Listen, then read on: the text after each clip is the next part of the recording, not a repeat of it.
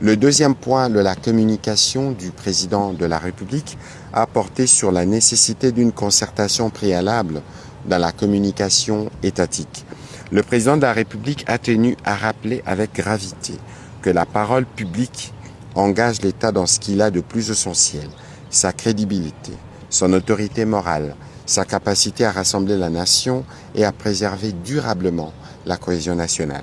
À ce titre, toute expression émanant d'un responsable public doit être empreinte de retenue, des responsabilités et d'un sens aigu de l'intérêt supérieur de la République. À cet égard, il a suivi avec une attention particulière la récente sortie médiatique du porte-parole des Forces armées de la République démocratique du Congo, diffusée sur la chaîne nationale, au cours de laquelle des propos à caractère méprisant et stigmatisant ont été tenus en l'endroit des femmes de la communauté Tutsi. Le président de la République a déploré vivement cette dérive de langage qui ne reflète ni les valeurs républicaines, ni l'éthique de responsabilité, ni à la hauteur de vue attendue de toute prise de parole officielle, a fortiori lorsqu'elle émane d'un membre d'une institution aussi sensible et stratégique que l'armée nationale.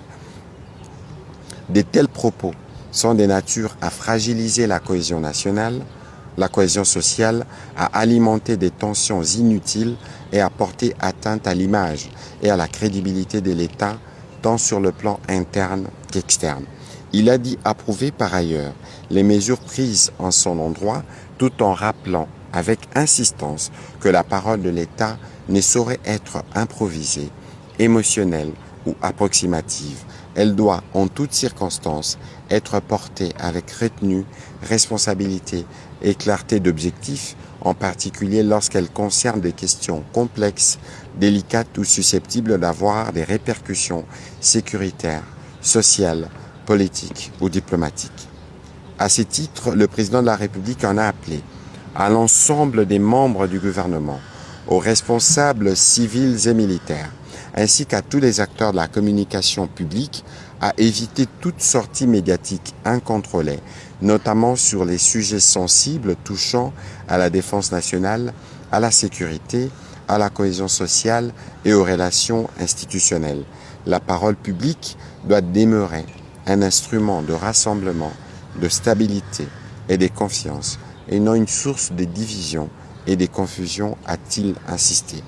Il a encouragé par ailleurs chaque responsable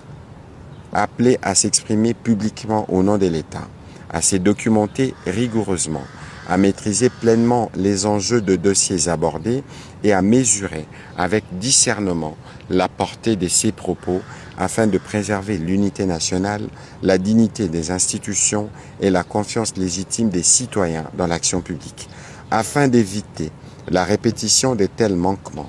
et tirant les enseignements de l'incident susmentionné, le président de la République a rappelé ses instructions à l'endroit du ministre de la Communication et des Médias, porte-parole du gouvernement, de mettre en place